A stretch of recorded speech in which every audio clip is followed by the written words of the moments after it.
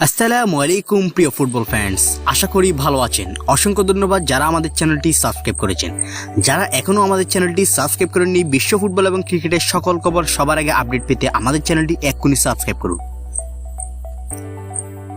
Champions লিগের সেমিফাইনালে 4 দল ইতোমধ্যেই চূড়ান্ত হয়ে গিয়েছে। কোয়ার্টার ফাইনালের লড়াইয়ে বার্সাকে হারিয়ে সেমিফাইনালে উঠেছে পিএসজি, অন্যদিকে অপর সেমিফাইনালে উঠেছে রিয়াল মাদ্রিদ। সেমিফাইনালে কে কার মুখোমুখি হবে বিস্তারিত জানতে পুরো ভিডিওটি দেখতে থাকুন। উয়েফা চ্যাম্পিয়ন্স লিগের শেষ 4 দল নিশ্চিত হয়ে গিয়েছে। বার্সেলোনাকে হারিয়ে Paris Saint Germain, PSG, Atletico Madrid এবং বরুসিয়া ডর্টমুন্ড।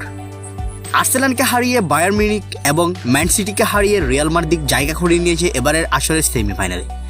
অবশ্যই সেমিফাইনালের আগে সবগুলো দলই পেরেছে লম্বা বিরতি। আগামী 30 এপ্রিল শুরু হবে সেমিফাইনালের লড়াই।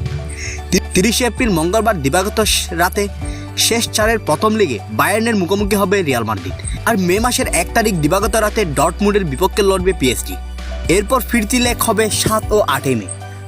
আর 8 মে রাতে ঘরের মাঠে বায়ার্নকে আতিথ্য করবে রিয়াল মাদ্রিদ। ফাইনাল অনুষ্ঠিত হবে জুন মাসের 1 তারিখ।